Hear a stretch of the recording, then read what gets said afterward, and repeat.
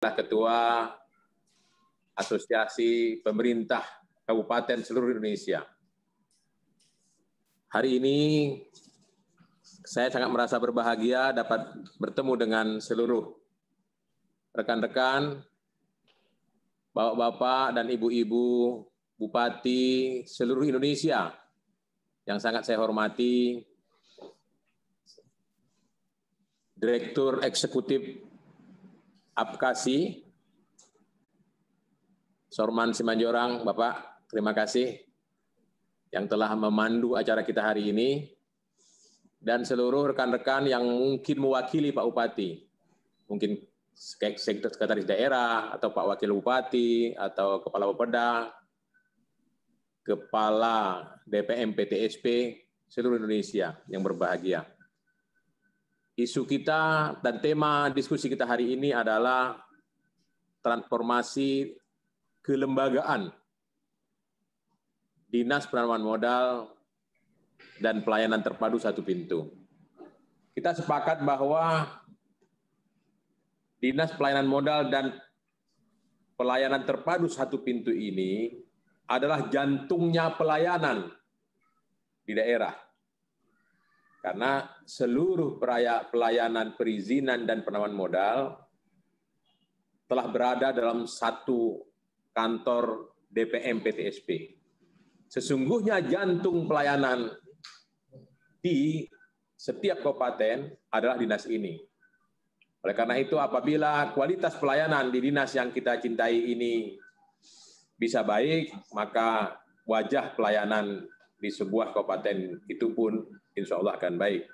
Tentunya akan ditambah dengan variabel-variabel yang lain. Yang kedua, kita sepakat bahwa DPM PTSP sebagai satu-satunya perpanjangan tangan kepala daerah untuk mengelola masuknya investasi di sebuah daerah, maka dinas ini pun kita sebut sebagai pintu gerbang investasi di daerah. Nah, kemudian karena transformasi organisasi DPM PTSP ini sesuai dengan PP Peraturan Pemerintah Nomor 6 2021 yang merupakan turunan dari Undang-Undang Cipta Kerja Nomor 11 2020, maka transformasi organisasi ini dikecualikan dari Peraturan Pemerintah Nomor 18 2016. Nah, oleh karena itu, kita akan jadikan DPM PTSP ini sebagai salah satu indikator utama reformasi birokrasi, dalam tanda kutip penyederhanaan birokrasi di daerah. Ya, 3 angle ini menjadi penting untuk kita sepakati bersama untuk kebaikan-kebaikan hari ini dan masa mendatang. Tadi sudah dijelaskan oleh Bapak Ketua Apkasi kita tentang Undang-Undang Cipta Kerja dan uraian-uraian lainnya tadi. Maka apabila kita fokus pada Dinas Penanaman Modal dan Pelayanan Terpadu Satu Pintu, 2 peraturan pemerintah yang paling terkait dengan dinas kita ini, yaitu PP 5 tentang penyelenggaraan perizinan berusaha berbasis risiko, dan PP 6 tentang penyelenggaraan perizinan berusaha di daerah, yang tadi juga sudah dijelaskan Pak Bupati Dharmasraya dan juga Pak Sarman Simanjorang. Nah, kemudian kalau kita dalami lagi, bagian-bagian mana yang menjadi concern kita atas penyesuaian-penyesuaian perkembangan kebijakan ini. Tadi Pak Bupati menyebutkan misalnya estimasi penurunan pendapatan asli daerah. Pak Mendagri telah memerintahkan Dirjen Keuangan Daerah, Ardian, untuk segera melakukan evaluasi. Berapa sebenarnya kemungkinan kekurangan pendapatan daerah dari IMB misalnya, karena izin-izin sekarang digratiskan semua, dan sejumlah pendapatan-pendapatan lainnya dari retribusi yang berdampak dari penyatuan seluruh perizinan dan gratisnya perizinan-perizinan. Nah, kalau kita fokus ke organisasi DPM PTSP, maka kita lihat nomor 2, perubahan atau transformasi organisasi PTSP ini dan Dinas Penanaman Modal tentunya berdampak pada penyusunan peraturan daerah. perubahan peraturan daerah. Ini akan menjadi pekerjaan Kepala Biro Organisasi, kalau di daerah tingkat 2 berarti Kabak Organisasi dan Kabak Hukum tentunya. Kemudian yang nomor 4 adalah penyusunan perkada, peraturan kepala daerah, peraturan bupati tentang SOTK-nya. Dan kemudian kita yang nomor 5, penyusunan perkada pendelegasian kewenangan. Saya pikir ini tidak ada masalah lagi kalau nomor 5. Kenapa? Karena setahu kita seluruh kepala daerah sekarang memang sudah tidak ada lagi penandatanganan izin kecuali dilimpahkan kepada Kepala DPM PTSP.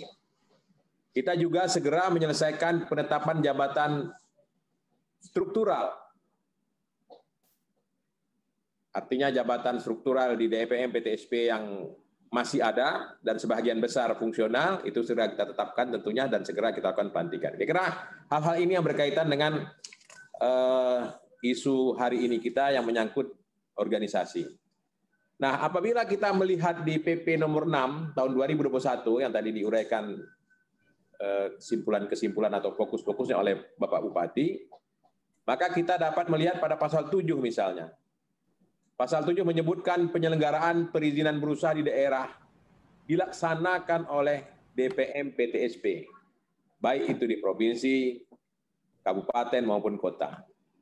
Kemudian pasal 38 menyebutkan bahwa ketentuan dan tata cara pembentukan dinas penanaman modal, pelayanan terpadu satu pintu, baik di provinsi, kabupaten maupun kota, dikecualikan dari ketentuan pasal 18 dan pasal 40 Peraturan Pemerintah Nomor 18 Tahun 2016.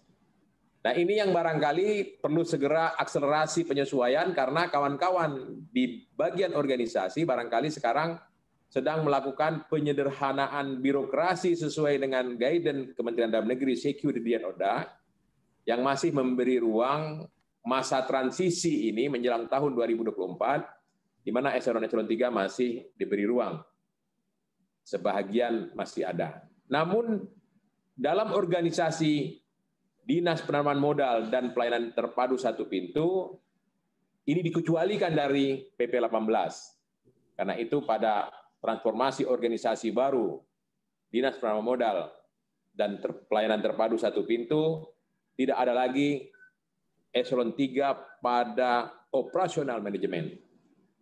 Semuanya menjadi fungsional. Karena itulah tadi kembali pada kesimpulan 3 hal yang saya sebutkan di awal tadi, kita menyebutkan bahwa DPM PTSP adalah indikator perubahan perkembangan reformasi birokrasi di daerah dalam konteks penyederhanaan birokrasi. Nah, ini yang harus kita cermati bersama, kawan-kawan di daerah, tentunya nanti akan diolah oleh Biro Hukum, karena ada bagian tertentu dari PP 6 yang mengecualikan organisasi kita nih atas PP 18, kira-kira demikian. Kemudian di penjelasan pasal 7 disebutkan bahwa, nah ini mungkin barangkali harus kita cermati juga, Pak Ketua Apkasi, bahwa organisasi DPM PTSP yang baru yang diinginkan oleh Peraturan Pemerintah Nomor 6 2021 ini tidak merumpun dan tidak dirumpunkan dengan urusan pemerintahan yang lain. Jadi PP 6 2021 ini mengisyaratkan DPM PTSP itu harus berdiri sendiri.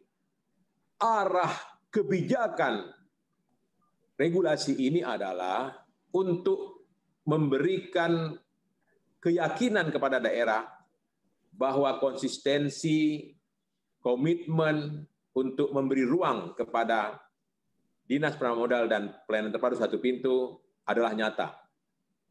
Tidak ditumpang-tumpangkan ke organisasi yang lain, atau tidak ada urusan pemerintahan yang lain itu yang ditumpang-tumpangkan, dititip-titipkan, ditempel-tempelkan di organisasi DPM PTSP. Kenapa? Karena menurut Bapak Presiden dan hasil diskusi kita semuanya, investasi yang harus masuk di seluruh Indonesia adalah variabel penting untuk mendorong kemajuan ekonomi. kemudahan perizinan adalah bagaikan minyak oli untuk memperlancar masuknya investasi ke seluruh Republik Indonesia. Kemampuan negara memobilisasi anggaran lebih atau kurang 2 triliun. Kemudian seluruh kekuatan anggaran di daerah lebih kurang 1 triliun.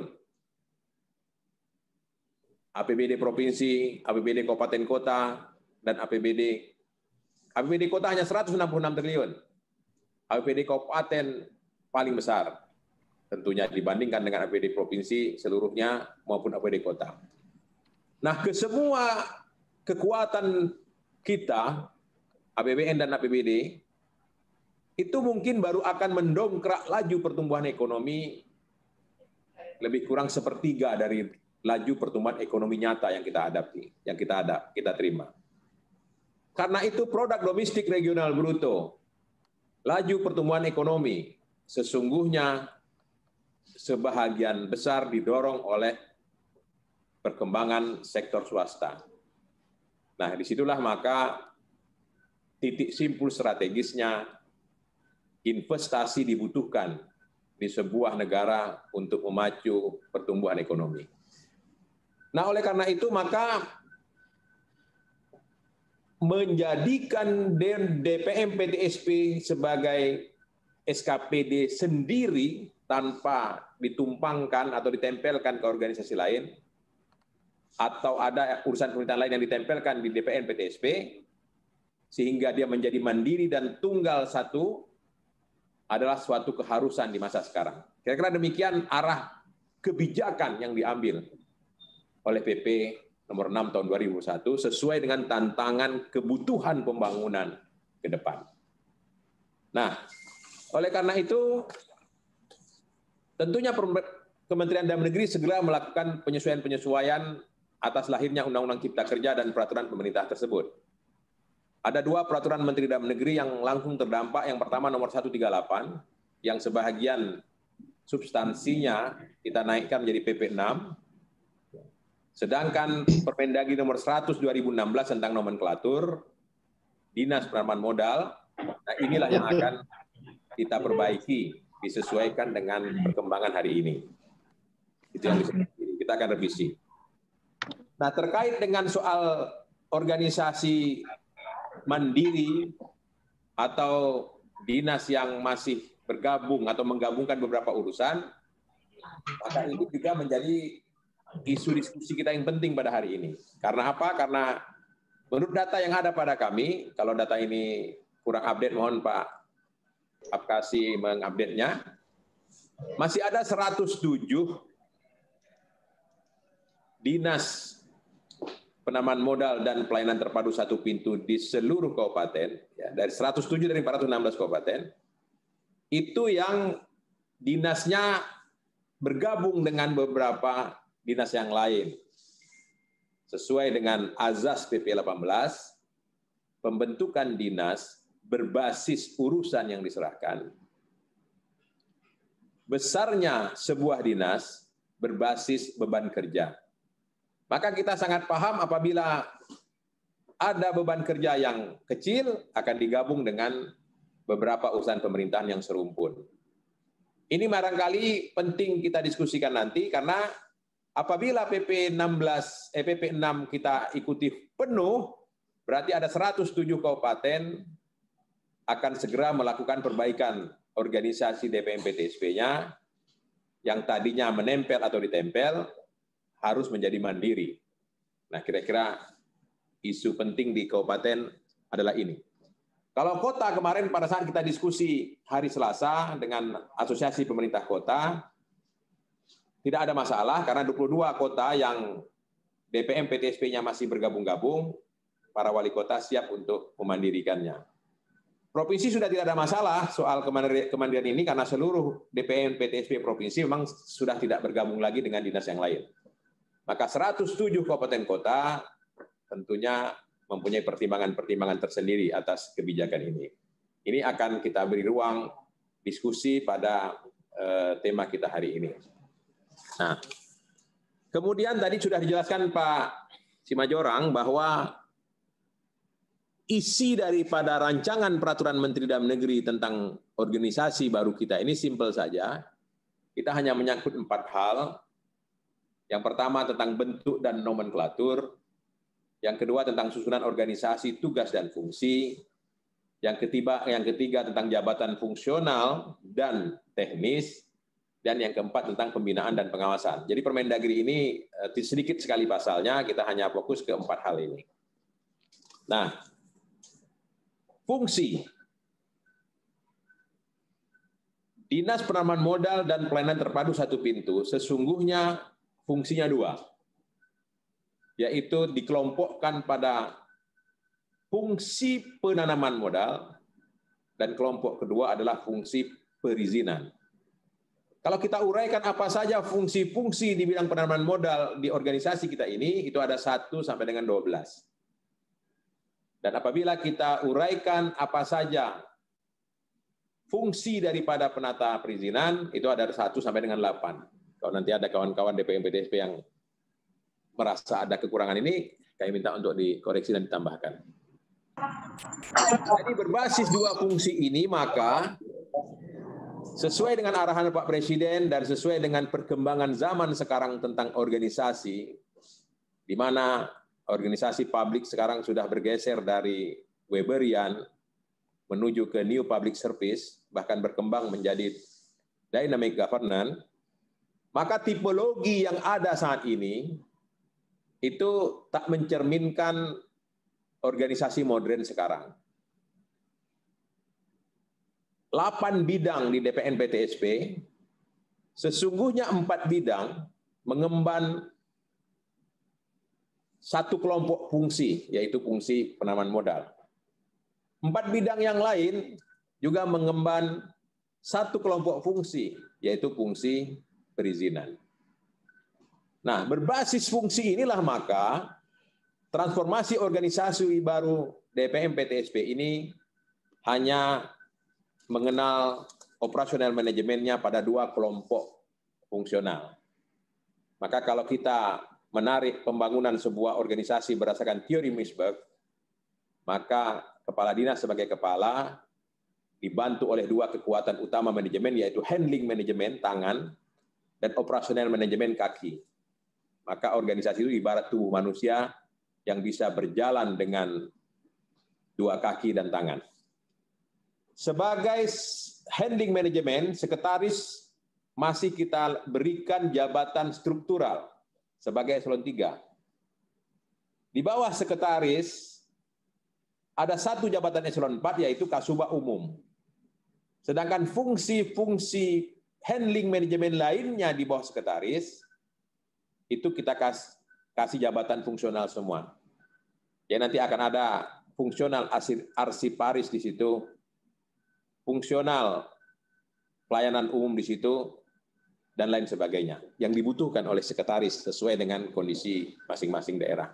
Sedangkan kepala dinas DPM PTSP-nya tetap eselon 2. Nah, pada operasional manajemen, seluruhnya adalah fungsional. Kita sedang memikirkan sekretaris yang sekarang jabatannya eselon 3, apakah dia juga akan kita beri jabatan fungsional yang setara dengan eselon 3. Sehingga nanti misalnya apabila jabatan fungsional itu pensiunnya lebih dari 58, maka seorang sekretaris DPM PTSP yang memasuki usia 58 tambah 1 hari, dia masih belum pensiun karena mempunyai jabatan fungsional. Ini sedang kita pertimbangkan. Itu. Nah, kembali ke operasional manajemen. Maka operasional pelayanan penanaman modal dan operasional pelayanan perizinan di daerah semuanya adalah fungsional. Tidak bersekat, tidak berkotak-kotak lagi. Tak ada batas antara ketua kelompok fungsional dengan yang melayani. Jadi ini adalah organisasi pelayanan yang nyata. Nah, ini memenuhi arahan Bapak Presiden terkait penyederhanaan birokrasi. Pelayanan sudah berbasis elektronik dan melalui sistem dan aplikasi. Memberdayakan keahlian para jabatan fungsional dan meminimalisir tentang kendali pengambilan keputusan. Bapak Ketua Asosiasi Pemerintah Kabupaten seluruh Indonesia dan seluruh Bapak-Bapak, Ibu-Ibu Bupati, dan seluruh pejabat yang mewakili Bupati atau Pak Wakil Bupati, kami sampaikan bahwa rancangan peraturan Menteri Dalam Negeri ini sudah mendapat persetujuan Bapak Menko Polhukam, sudah dianalisa oleh Bapak Menko Polhukam, dan juga sudah mendapat persetujuan Presiden. Jadi dalam aturan Undang-Undang Cipta Kerja, semua peraturan pemerintah dan peraturan menteri yang akan dibuat sebagai turunan dari Undang-Undang Cipta Kerja, itu harus dikoreksi oleh Presiden. Dan kita sudah mendapat koreksi dari Bapak Presiden yang ditandatangani oleh Menteri Sekretaris Kabinet. Bahwa substansinya memang sudah sesuai dengan cita-cita negara. Organisasi. Kronologis daripada penyusunan. Kemudian Ibu Hadirin melanjutkan baik karena dia ada riwayat. Kronologis penyusunan rancangan peraturan menteri ini pun sudah melalui tahapan-tahapan yang sesuai dengan aturan. Bahkan di nomor 3 itu kita sudah melakukan rapat antar kementerian beberapa kali, membahas 4 bentuk yang tadi sudah saya jelaskan. Kemudian juga persetujuan sudah kita dapatkan. Oleh karena itu, kita pun telah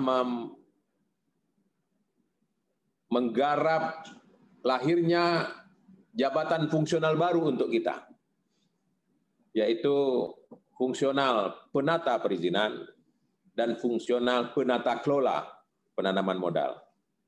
Saya siang bertemu dengan Bapak Menteri Pendayagunaan Aparatur Negara dan Reformasi Birokrasi, Pak Cahyokumolo. Siangnya saya langsung melakukan pertemuan koordinasi dengan Deputi Sumber Daya Manusia Kemenpan RB, Deputi Kelembagaan Kemenpan RB, Deputi Kerjasama BKPM, Kementerian Investasi, dan Deputi Pengembangan Investasi dari Kementerian Investasi. Itu sudah sepakat membentuk tim yang segera akan menyelesaikan proses penyusunan jabatan fungsional ini sesegera mungkin. Kemudian kita juga menyadari bahwa hari ini kita semua sedang keluar dari kotak Pandora Weberian. Weberian adalah Max Weber yang menggagas birokrasi yang sekarang kita pakai. Dunia sudah berkembang, meninggalkan Weberian, masuk ke New Public Management, bergeser terus maju ke New Public Service, dan semakin berkembang ke Dynamic Governance. Maka keuntungan jabatan fungsional sudah banyak dijelaskan dan kita yakin dan percaya bagian besar di antara kita sudah sangat paham tentang ini. Nah, terkait dengan organisasi kita ini ada beberapa hal yang sekaligus menjawab atau memberikan kontribusi atas apa yang tadi disampaikan Bapak Ketua Asosiasi Pemerintah Kabupaten seluruh Indonesia. Yang kita rangkum menjadi 4. Yang pertama, kompatibilitas. Pengalihan jabatan struktural menjadi jabatan fungsional dipastikan seluruh tugas dan fungsi yang selama ini ada tetap dapat terlaksana sehingga tidak mempengaruhi penyelenggaraan pelayanan publik. Kedua, sementara jabatan fungsional penata kelola penanaman modal dan jabatan fungsional penata perizinan sedang proses koordinasi dengan Kementerian Pan-RB, katup pengamanan kita adalah jabatan fungsional analis kebijakan. Tapi kalau janji Bapak Menpan RB, beliau minta ini kita tuntaskan segera, sejalan dengan selesainya Permendagri nanti. Yang ketiga, pola karir dan kenaikan pangkat pada masa transisi dari jabatan struktural menjadi jabatan fungsional tentunya akan diatur tersendiri dengan tetap mempertimbangkan kepentingan ASN. Tidak ada ASN yang dirugikan.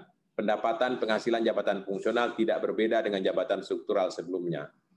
Ini dijamin oleh Bapak Presiden, penyederhanaan birokrasi, perintah Bapak Presiden, dan tidak mengurangi pendapatan atau penghasilan ASN yang bergeser dari struktural ke fungsional. Pak Ketua, barangkali ini sebagai pengantar atau tema yang kita bahas, Terima kasih atas perhatian kita semua. Hadanallahu wa iyyakum ajmain. Wassalamualaikum warahmatullahi wabarakatuh. Waalaikumsalam. Terima kasih Pak Dirjen penjelasannya. Terima kasih. Ya. Ya. Terima kasih Bapak Dirjen yang luar biasa memberikan penjelasan yang sangat komprehensif ya dalam kerangka penyusunan Permendagri tentang nomenklatur dan penyelenggaraan PTSP. Dan ini suatu kebahagiaan bagi kita sebelum Permendagri ini diterbitkan meminta masukan dari segenap pengurus dan juga anggota kasih. Baiklah Bapak Ibu sekalian yang kami hormati, paparan yang luar biasa tadi ini perlu direspon. Pak Dirjen pasti berharap sekali ada masukan, saran dan pandangan dari segenap Bapak Ibu Bupati. Maka kita akan membuka sesi tanya jawab dan diskusi. Kami sudah mendapat catatan ini dari Bupati Banyumas ya. Bupati Banyumas ingin memberikan masukan atau mungkin dari Pak Ketum dulu. Pak Ketum, ada Pak Ketum? Enggak, langsung aja Bupati Banyumas. Oh ya, silakan. Selamat pagi Ibu Bupati Banyumas. Bapak. Bapak Banyumas. Silakan Pak Ahmad.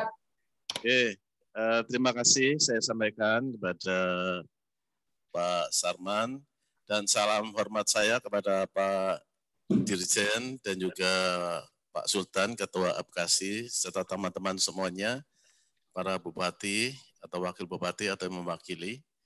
Ada beberapa pertanyaan yang ingin saya sampaikan, bahwa tujuan daripada peraturan kan ini untuk melayani masyarakat semudah-mudahnya, secepat-cepatnya, ya, dengan biaya serendah-rendahnya. Namun saya ada kesulitan. Yang pertama itu untuk OSS ya. OSS lama kan akan berakhir di tanggal 25 Mei. Ya. Kemudian OSS baru ini akan ada di tanggal 2 Juni. Antara 25 sampai 2 Juni ini sebaiknya kita itu harus pakai apa ya? Ini harus ada transisi untuk menyelesaikan ini karena perizinan kan tidak dapat kita hentikan ini. Jadi ini OSS baru juga belum tentu tepat tanggal 2 Juni ini pasti ada gitu ya. Jadi ini perlu ada pertimbangan karena pelayanan tidak akan pernah bisa berhenti. Terus yang kedua Bapak, bahwa di Banyumas itu DPM PST kami sudah punya mall pelayanan publik ya. Sudah 4 tahun yang lalu kami sudah punya ya. Yang pertama di Jawa Tengah. Dan selama ini DAK dari pemerintah pusat kan wujudnya itu selalu non fisik. Ini tidak ada aturannya, tidak pernah ada DAK fisik untuk mall pelayanan publik atau DPM PST. Jadi kita tidak dapat menambah bangunan, tambahan fisik-fisik lainnya dari DAK. Itu mohon bisa diadakan DAK fisik ya untuk DPM PST. Kemudian yang ketiga, untuk perizinan yang ada di pusat Bapak, perizinan yang ada di pusat, contohnya adalah garis sepadan sungai. Ini sangat menghambat sekali. Kalau kita di sini ingin cepat ya, seminggu selesai ya, maksimal 1 bulan selesai. Namun untuk SSS itu bisa nunggu sampai 6 bulan. Jadi enggak ada artinya kita cepat-cepat di bawah, tetapi di pusatnya kemudian lambat. Untuk Banyumas, wilayah Banyumas itu masuk wilayah Jawa Tengah yang dikomandani oleh PU bagian Serayu Opak, Balai Besar Serayu Opak di Jogja. Ini memakan waktu 6 bulan ini. Mudah-mudahan ini ada kebijakan lain, misalnya ini cukup dilempar ke kabupaten aja, itu misalnya ya. Atau mungkin pelayanannya itu dipercepat bagaimana, karena tenaga kerjanya yang ada di Serayu Opak itu sangat sedikit. Terus yang keempat itu aplikasi. Aplikasi juga belum terintegrasi ya. Contohnya adalah misalnya penyusuan apa itu istilahnya atau kesesuaian kegiatan dan pemetaan ruang atau KKPR yang dahulu disebut sebagai advice planning atau ITR itu kan sekarang itu harus ada perteknya. Pertek itu dikeluarkan oleh BPN, ya. Di sana ada sistem di OSS, tapi kemudian di BPM itu belum ada. Nah ini juga akan pasti menghambat ini. Nanti dimulai dengan 2 Juni ini nanti bagaimana ini? Kalau BPN-nya tidak siap, aplikasinya tidak siap, sedangkan kita tuh sudah menggantikan sistem yang lama, jadi aplikasi tolong bisa diintegrasikan. Demikian juga untuk yang lain-lain ya, bukan hanya KKPR, tapi yang pengganti IMB juga begitu dan sebagainya. Ini perlu ada mungkin duduk bersama, disesuaikan, cepat-cepat selesaikan semuanya. Yang terakhir adalah investasi itu kami ingin masuk di Banyumas sebanyak-banyaknya, atau mungkin di kabupaten lain juga seperti itu. Terkendalanya adalah dengan harga tanah yang melambung tinggi, ya. Kalau investor datang kemudian harganya langsung masyarakat itu menaikkan, ya otomatis itu adalah memang hukum supply and demand. Tetapi karena itu akibatnya investor itu tidak bisa membeli tanah, ya membeli tanah, kemudian mereka akan mencari di tempat lain yang harga murah atau kemudian sewa lahan. Lah sewa lahan Pak Dirjen terutama ini kami tujukan, itu ada aturannya itu maksimal 4 tahun. Nah kalau sewa lahan, sewa pemerintah punya lahan banyak, investor mau sewa, kalau cuma 4 tahun itu investor pasti tidak mau. Jadi bagaimana kalau itu aturannya dirubah lah ya, jangan 4 tahun lah kalau untuk investor tertentu untuk maksud tujuan yang bersifat jangka panjang, itu sewa lahannya itu dirubah lah minimal itu 20 tahun ya, atau 25 tahun sehingga investasi dapat berjalan dengan baik. Itu aja dari saya, matur nuwun kepada semuanya dan salam hormat saya kepada Ketua Apapsi dan juga Pak Direktur Eksekutif atas waktu yang diberikan kepada saya. Alhamdulillah. Wassalamualaikum warahmatullahi wabarakatuh. Terima kasih Pak Bupati. Izin Pak Dirjen mungkin kita mungkin 2-3 bupati ya Pak ya, baru direspon nanti baru bisa Pak Dirjen. Silakan Ibu Bupati Serang, Bu Tatu. Kebetulan juga Bendahara Umum APKAS ini Pak Dirjen.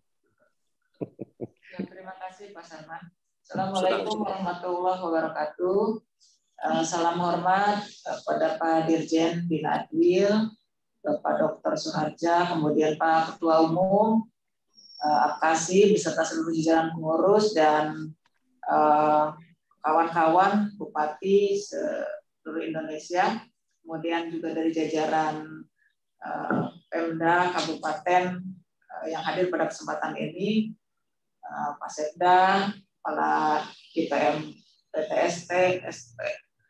DPM PST, kemudian Kepala Bapeda dan yang lainnya.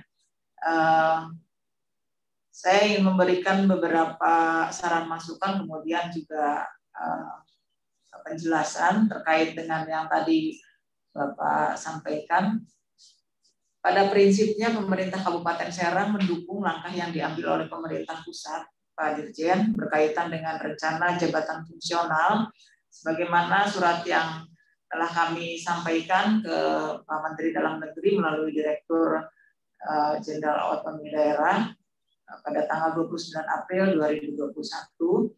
Namun dengan memperhatikan kebijakan pemerintah pusat tersebut, untuk rencana jabatan fungsional kami telah melakukan verifikasi dan kajian di lingkungan pemerintah Kabupaten Serang yang tergabung dalam tim dengan hasil kesepakatan lebih mengacu kepada eselon 4. Adapun untuk kepala bidang masih tetap dengan pertimbangan membantu tugas-tugas kepala dinas yang pelaksanaannya dan pertanggungjawaban secara berjenjang. Kemudian yang ingin kami tanyakan, karena jabatan fungsional ini dalam kenaikan pangkat dan golongan menggunakan angka kredit, apakah pemerintah pusat sudah mempersiapkan terkait infrastruktur dalam pengembangan dan peningkatan kompetensi SDM fungsional ini? Kemudian yang tadi dari paparan Pak Dirjen terkait dengan fungsi DPM TPST ini ada 2 fungsi, yaitu yang pertama fungsi penanaman modal, yang kedua fungsi perizinan. kami menyarankan sebaiknya ada fungsi pengendalian dan pengawasan, yaitu untuk mengontrol dari dua fungsi di atas. Itu masukan dari kami, dari Pemda Kabupaten Serang. Terima kasih Pak Dirjen, Pak Ketua Umum. Assalamualaikum warahmatullahi wabarakatuh. Waalaikumsalam warahmatullahi wabarakatuh. Baik. Terima kasih Ibu Bupati Serang. Silakan Pak Bupati Goa, Pak Sekjen.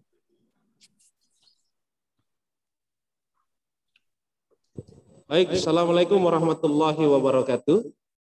Selamat pagi, salam sejahtera untuk kita semua.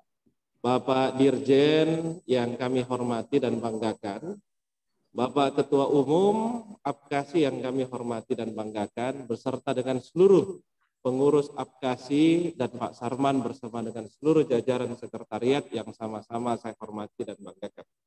Pertama-tama izinkan kami menyampaikan selamat Hari Raya Idul Fitri 1442 Hijriah bagi saudara-saudara yang merayakannya. Minal aidin wal faizin, mohon maaf lahir dan batin. Bapak Dirjen yang kami hormati dan banggakan, hari ini kami ditemani dengan Ibu Sekda, Kepala Bapeda dan juga Kepala Dinas DPM PTSP.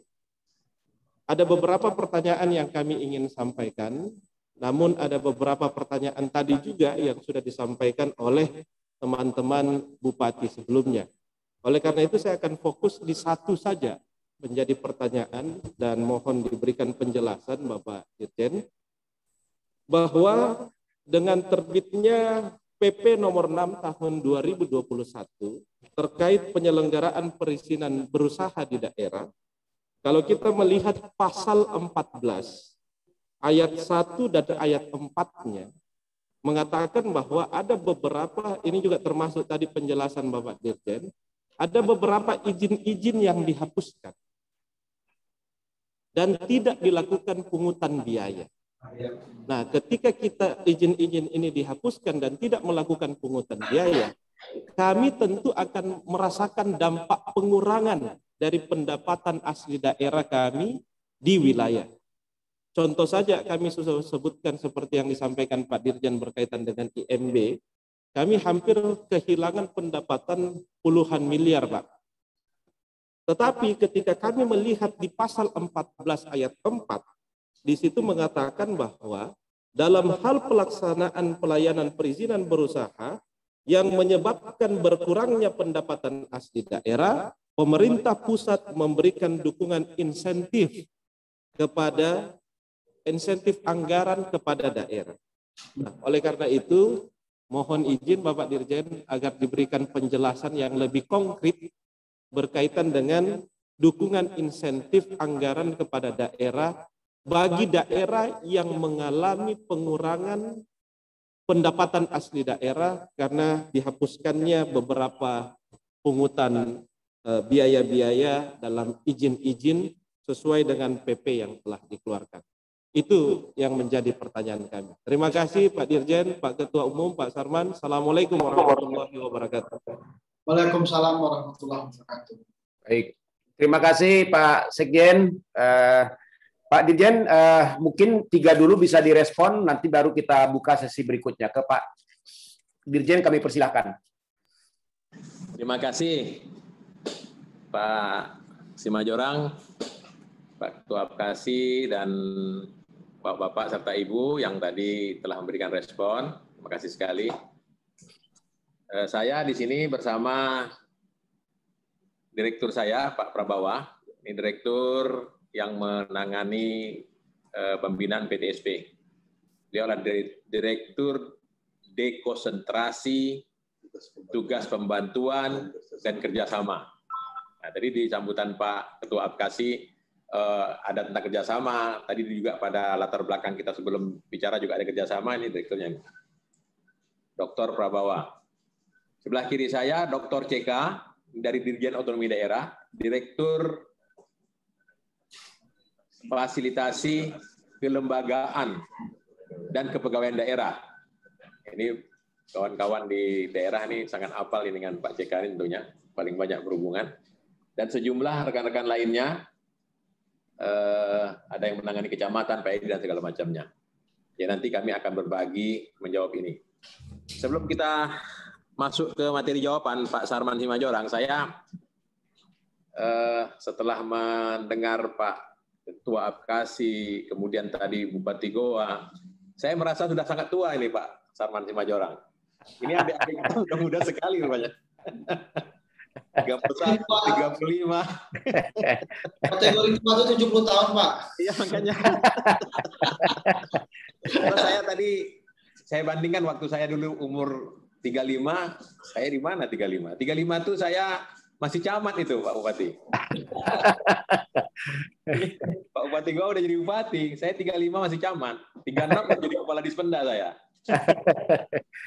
Nah, Ketua Apkasi kita lebih muda lagi kan? Saya pertama 26 tahun, Pak. Iya, makanya. jadi pada saat seusia Pak Bupati Darmasraya, saya masih mengarungi lautan di Laut Cina Selatan sana. 4 hari 5 malam saya naik kapal. Jadi camat di daerah terpencil. Wah, ini luar biasa nih Pak Simajorang nih, adik-adik kita nih, mudah-mudahan masa depan kepemimpinan kita lebih cerah karena banyak sekali generasi muda yang sekarang sudah menjadi pemimpin. Amin. Amin, amin. Nah, kita mulai sekarang. Bapak Bupati Banyumas, terima kasih atas respon pertanyaan-pertanyaan.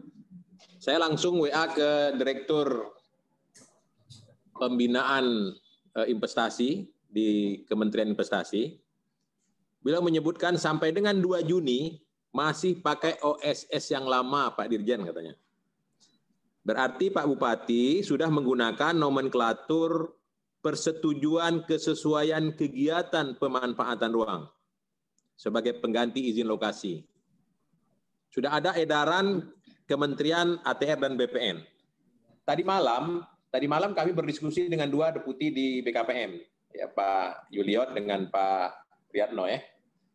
Ini juga yang sekarang membangun sistem yang Bapak tadi tanyakan itu beliau-beliau ini. Nah, di OSS yang lama yang telah dirubah dengan edaran Pak Menteri tadi, jadi nanti ada persetujuan notifikasi ya namanya. Misalnya sebelum izin lokasi tetap harus ada persetujuan notifikasi. Tapi waktu yang diberikan kewenangan untuk mengeluarkan notifikasi ini terbatas. Berapa hari gitu, saya lupa harinya.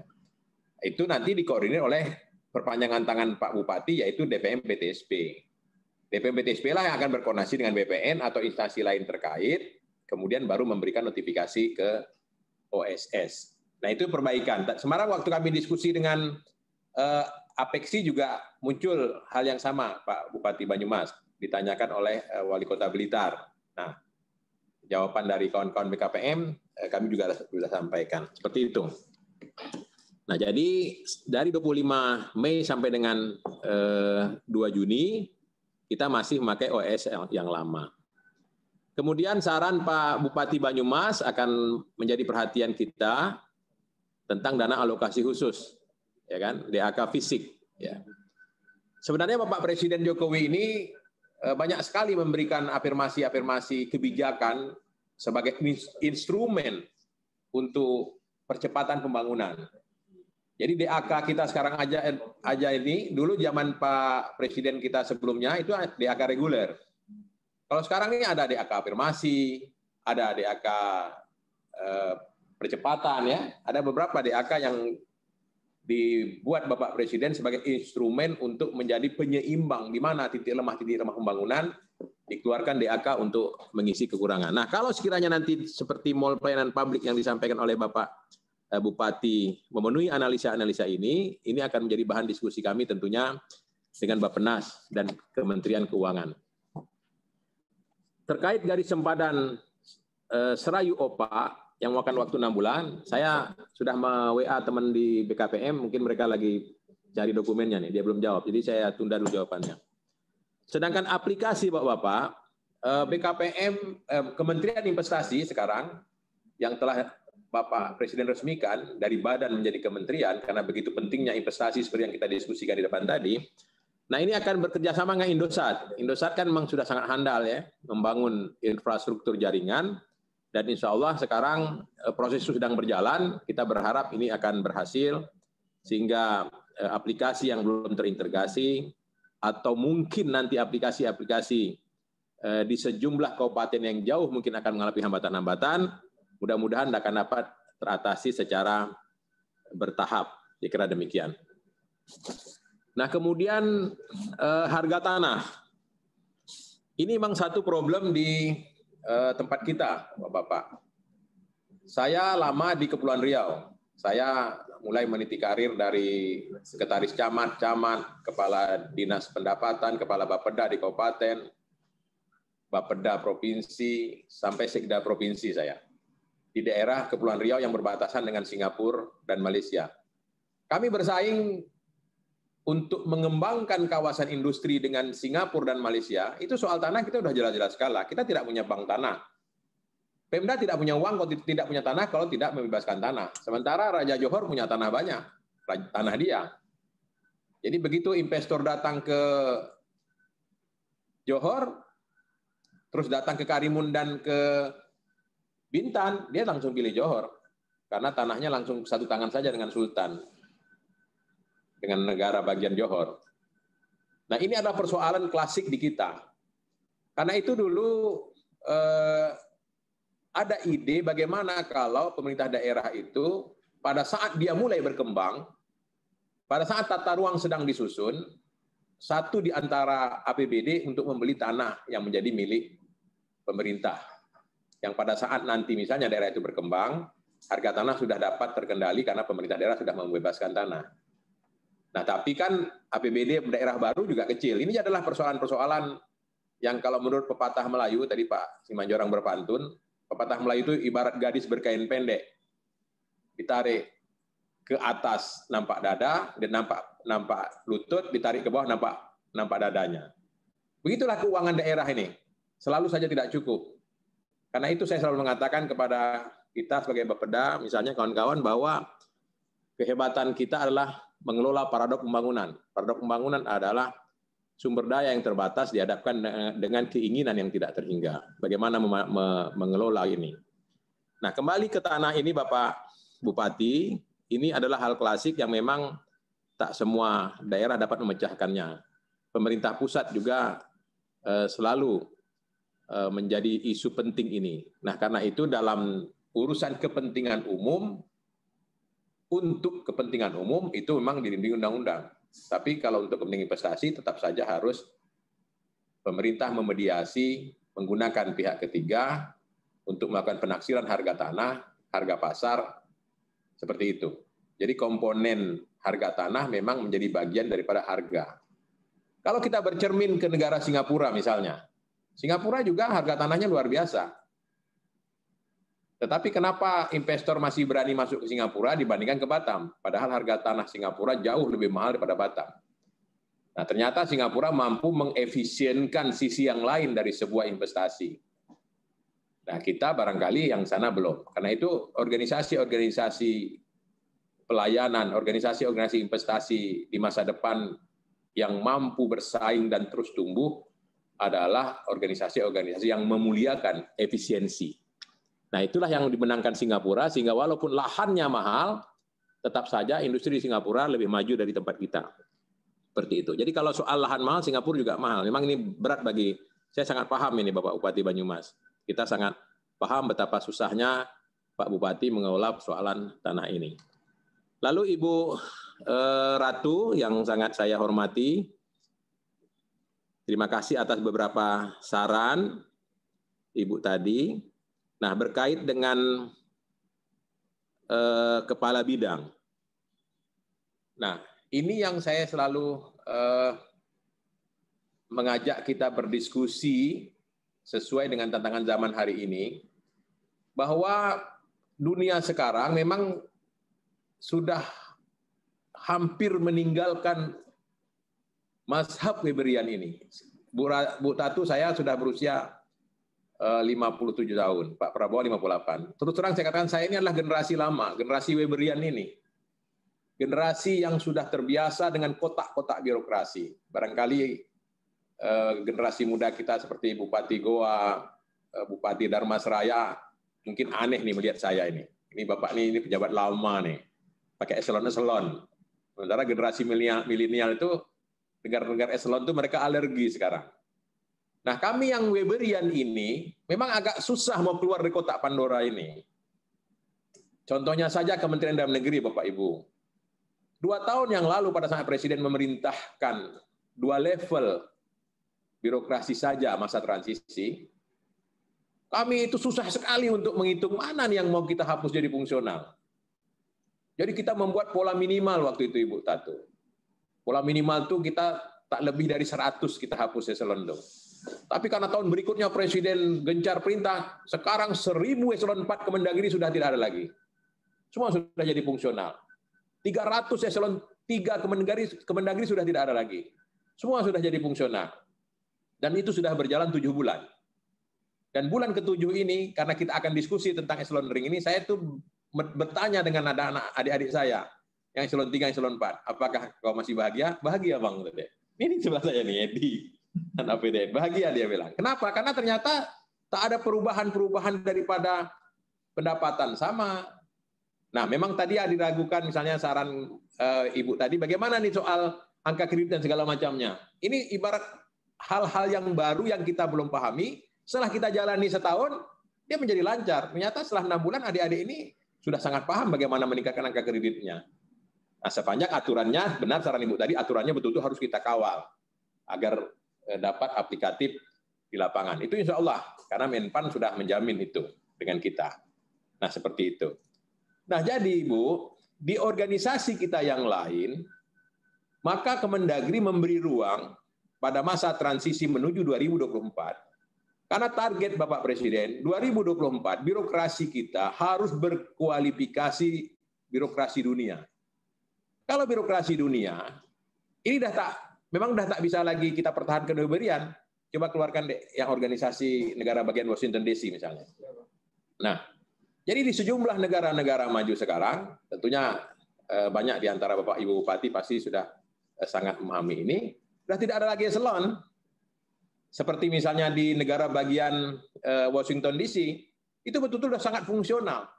Tak ada lagi misalnya direktur, ini seperti ini. Dia hanya 1 jenderal, yang lain bergerak sangat amuba, dynamic government. Nah, tidak ada lagi dia menyebutkan harus eselon 1, eselon 2, eselon 3. Jadi organisasi itu dibentuk sesuai dengan tantangan tahun itu. Mungkin saja tantangannya berubah tiap 4 bulan, maka fungsionalnya bergerak menghadapi pelayanan 4 bulan. Bisa saja berubah dalam sebulan dan seminggu. Nah, seperti itu. Jadi, Weberian ini, birokrasi yang berkotak yang selama ini kami panggul beramai-ramai, termasuk saya, dari mulai saya jadi sekretaris camat sampai saya jadi eselon 1, ini memanggulnya semua eselon itu. Saya pikul tuh eselon itu, dari eselon 5, 4, 3, 2, dan 1 itu menjawab tantangan pembangunan sepanjang hampir 100 tahun. Tapi hari ini generasi milenial, generasi Z, coba lihat kelompok generasi tadi. Mana yang generasi? Nah, ini ternyata saya yang generasi X itu selalu dikritisi oleh generasi milenial, generasi Z dan post Gen Z yang mengatakan, Bapak tuh Pak Suhajar itu kuno, itu masih model lama tuh eselon 1 gitu. Karena kan eselon 1 kita masih ada nih. Di bawah generasi milenial mereka masih jealous melihatnya. Eselon 3 udah nggak ada, eselon 4 udah nggak ada. Nah, jadi betul-betul dynamic government sekarang ini tak ada lagi memang eselon itu. Nah, kalau tahun 2024 kita betul-betul menuju ke birokrasi dunia, oleh karena itu Kemendagri masih memberi ruang masa transisi, maka berdasarkan PP 18 yang kita hire sekarang lapangan, kita masih mengakomodir reformasi birokrasi di daerah itu, penyederhanaan birokrasi di daerah itu masih mengakomodir adanya sejumlah eselon 3. Tapi khusus untuk DPN PTSP ini, yang tadi sudah saya jelaskan bahwa berdasarkan pasal 7 PP 6 2021, pengaturan DPN PTSP ini dikecualikan dari PP 18 karena itu dia menjadi satu dari tiga hal penting DPM-PTSP ini, yaitu sebagai indikator atau variabel utama penyederhanaan birokrasi di daerah. Jadi pada saat dinas-dinas ibu yang lain masih ada eselon 3, khusus DPM-PTSP ini operasional manajemennya sudah tidak ada eselon 3 lagi. Sebagai uji coba reformasi dan penyederhanaan birokrasi untuk menuju reform birokrasi kelas dunia di tahun 2024. Nah, kira-kira seperti itu arah politik kebijakan PP6 terhadap organisasi ini. Sedangkan sejumlah saran yang Ibu sampaikan tadi, ini adalah bagian diskusi kami dengan Bapak Cahyokumolo dan insya Allah akan menjadi perhatian serius dari kita. Pak Bupati Goa, Bapak Menteri Dalam Negeri telah memberi tugas khusus kepada Dirjen Keuangan Daerah, Dirjen Bina Keuangan Daerah, Bapak Ardian, untuk menghitung sampai ke kabupaten. Sesungguhnya pada saat OSS ini kita mulai jalankan pada tanggal 2 Juni, maka terdampaklah di Goa misalnya berapa pendapatan asli daerah yang berasal dari retribusi izin mendirikan bangunan dan sejumlah retribusi lainnya, itu Pak Menteri minta kami menghitungnya, khususnya dipimpin oleh Dirjen Keuangan Daerah. Karena angka itu akan segera dirapat koordinasikan dengan kementerian terkait. Bapak Menko Polhukam juga sudah perintahkan itu untuk alokasi dana yang tadi kita sebut sebagai insentif. Jadi pemerintah pusat akan melihat berapa dampak menurunnya PAD atas kebijakan baru ini, dan itu akan menjadi tanggung jawab APBN, memberikan tambahan dana transfer ke kabupaten-kabupaten yang terdampak atas ini. Nah, angkanya tentu kita belum dapat, karena Pak Dirjen Keuangan Daerah sekarang masih dalam menjalankan tugasnya. Tapi saya akan memberikan kabar nanti, mungkin lewat telepon, lewat WA, kepada Pak Bupati Goa, setelah nanti tim kami bekerja lebih terinci lagi. Mungkin secara umum demikian yang saya jelaskan. Saya minta Pak Direktur Prabawa, nanti Pak JK juga menambahkan. Saya ditemani lagi satu Direktur Produk Hukum Daerah yang sekarang sedang berada di Surabaya, Pak Marbun. Jadi kami ini ada berempat di sini. Silakan Pak Prabawa. Baik, terima kasih Pak Dirjen, Bapak Ibu sekalian, para bupati dan juga yang mewakili, juga rekan-rekan DPM-PTSP. Sebagaimana dikatakan Pak Dirjen tadi, pada awalnya Kemendagri juga merasa agak sedikit bingung menyesuaikan dari struktural kepada fungsional. Tapi mungkin saya bisa menjelaskan begini. Kalau kita lihat dari pengelompokan antara jabatan fungsional penanaman modal yang memiliki 12 fungsi, dan kemudian penata perizinan itu memiliki 8 fungsi. Nah, fungsi-fungsi tersebut itu dihubungkan dengan satu garis yang namanya bisnis proses atau proses bisnis. Dan kemudian kalau kita lihat dinamika bisnisnya ataupun yang disebut dengan bisnis cycle-nya, itu kan seperti perencanaan. Perencanaan kan tidak hanya bekerja sepanjang tahun. Mungkin ada bulan-bulan tertentu perencanaannya banyak. Tapi pada bulan tertentu ada yang justru pengawasannya lebih banyak, kan begitu. Nah, organisasi Weberian tadi tidak mungkin bisa dengan mudah. Tambahkan fungsi pengawasan yang tadi Ibu minta. Ya. Ibu satu. Ya, jadi dengan tidak mudah kita menggeser orang perencanaan itu kepada pengawasan karena kotaknya beda, kan gitu. Nah, di sini dalam konteks jabatan fungsional yang dalam kelompok tadi, dari 8 fungsi tadi kemudian kita akan lihat sejauh mana bisnis prosesnya, beban kerjanya, dan lain sebagainya, dan akan kita terjebakkan dalam butir-butir kegiatan. Nah, butir-butir kegiatan itulah yang harus dikuasai oleh seluruh jabatan fungsional yang ada di dalam penataan perizinan. Tapi apakah semua kompetensi yang dia miliki itu akan dipakai? Sangat tergantung penugasan yang diberikan pada bulan atau pada waktu tertentu. Jadi ketika kepala dinas melihat waktunya tenaga kerja atau SDM kita full pada konteks pengawasan, maka dengan mudah SPT akan dibuat di sana. Dan bisa dipastikan SDM yang di sana itu bisa, karena dia harus kompeten pada 8 fungsi tersebut. Nah, ini yang tidak bisa terjadi di Weberian. Dan Ibu Bapak sekalian, bahwa sekarang ini DPM-PTSP akan dibantu kinerjanya melalui satu backbone, tulang belakangnya itu adalah OSS. Artinya bahwa akan ada terjadi gerakan tik-tak gitu, dari mesin ke sumber daya manusia, mesin ke sumber daya manusia. Nah, ini akan sangat tergantung dari kemampuan kita mengidentifikasi sejauh mana mesin-mesin tadi bekerja. Ada yang risiko rendah, itu kemudian perizinan akan dengan cepat keluar. Tapi risiko tinggi, ada fase di mana perizinan itu keluar dari mesin untuk diverifikasi oleh sumber daya manusia dan dimasukkan lagi ke dalam mesin. Nah, ini bisa terjadi, akan ada kemungkinan-kemungkinan pada bulan-bulan tertentu kita itu padat sekali, tapi pada bulan-bulan tertentu itu lebih ringan. Nah, disinilah kemudian yang kita harapkan model organisasi yang sebagaimana dikatakan oleh Pak Dirjen tadi, yang bulat-bulat tadi, bisa digeser kemana-mana. Gerakannya itu seperti amuba. Pada satu saat mendol di pengawasan, pada satu saat mendol di perencanaan, mungkin pada satu saat mendol di dalam pelaksanaan, ataupun mungkin banyak pertanyaan, berarti banyak mendol di sosialisasi, itu seluruh tenaga kerja bisa bergerak dengan lebih mudah. Nah, itu mengapa kemudian kita berharap bahwa nantinya kelompok-kelompok ini akan berjalan dengan baik. Nah, untuk jabatan fungsional yang penata perizinan itu di bawah pembinaan Kementerian Dalam Negeri Dirjen Apwil. Sementara yang penata penanaman modal tadi itu oleh BKPM, kan gitu. Nah, disinilah kemudian akan di-setup sedemikian rupa, setiap orang akan memiliki kompetensi. Standar kompetensi kita buat, dan setiap orang, baik pejabat struktural maupun fungsional yang bekerja di DPMPTSP, harus memenuhi standar kompetensi. Akan disertifikasi. Bagi mereka yang belum terstandar, atau belum memenuhi standar itu, maka dia akan dilakukan pendiklatan. Apakah secara langsung atau melalui virtual atau mungkin melalui e-learning. Dengan harapan pada titik tertentu semua orang yang bekerja di dalam DPMPTSP khususnya di dalam penata perizinan itu menguasai keseluruhan perizinan. Nah, yang dipakai fungsi mana tergantung penugasan dia. Dan itu sangat dinamis ya, dan secara otomatis nanti angka kreditnya bisa muncul. Jadi sebagai contoh ya, sebagai contoh ada satu kegiatan yang sudah diambil semua oleh mesin. Kemudian dia hanya menyisakan 1/4 tugas manusia.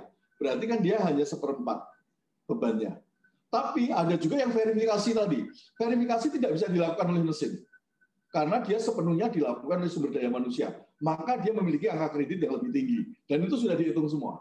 Nah, ketika nanti Ibu Bapak sekalian yang terlibat di dalam jabatan fungsional tersebut melakukan tindakan-tindakan atas kegiatan yang diamanatkan di dalam surat perintah tugas di dalam DPMPTSP tersebut, secara otomatis nanti bisa kita lihat sejauh mana angka kredit itu bisa terpenuhi. Kan gitu. Jadi berbeda dengan Widya Iswara atau berbeda dengan peneliti yang kemudian begitu menjadi pejabat fungsional itu dia memiliki kebebasan, ini tidak. Dia tetap kebebasan dalam koridor tugas dan fungsi organisasi.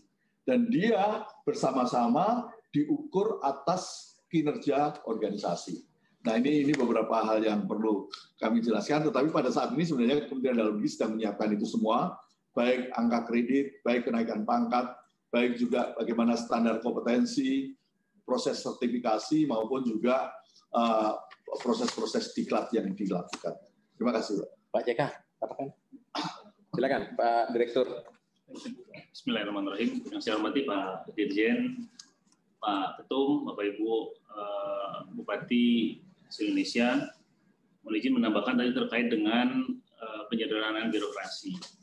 Tadi disampaikan bahwasannya sebagaimana arahan Bapak Presiden, penyederhanaan birokrasi itu lebih kepada pengalihan struktural kepada fungsional yang menghargai keahlian dan kompetensi. Jadi bagaimana metode pekerjaan yang selama ini dikerjakan melalui struktural itu berupa fungsional. Bagaimana tadi sudah disampaikan Pak Adit, ya sebenarnya kami ingin menambahkan beberapa hal terkait dengan implementasinya. Khusus untuk PTSP, ini merupakan contoh pola organisasi yang paling maju. Ketika ini kita implementasikan, potensi PTSP menjadi organisasi yang paling maju sesuai dengan arahan Presiden itu sangat sesuai sekira dengan mengadopsi pola-pola new public services, bahkan dynamic government. yang jadi permasalahan bagaimana kita berubah. Kalau kita identifikasi, tadi sampaikan beberapa potensi-potensi permasalahan yang akan timbul. Kami bagi mungkin menjadi 3 level, Pak Dirjen. Yang pertama itu di level makro, yang paling berat nanti Bu Bupati, itu adalah perubahan mindset. Bahkan setelah difungsionalkan pun, setelah dia menjadi pejabat fungsional, dia akan merubah mindset itu yang kita butuh waktu. Sehingga mungkin untuk merubah butuh waktu sekitar 3 sampai dengan 4 tahun untuk sehingga dia betul-betul menyadari bahwasannya mekanisme bekerja maupun mekanisme cara kenaikan pangkat dan sebagainya itu sudah sama sekali totally berubah.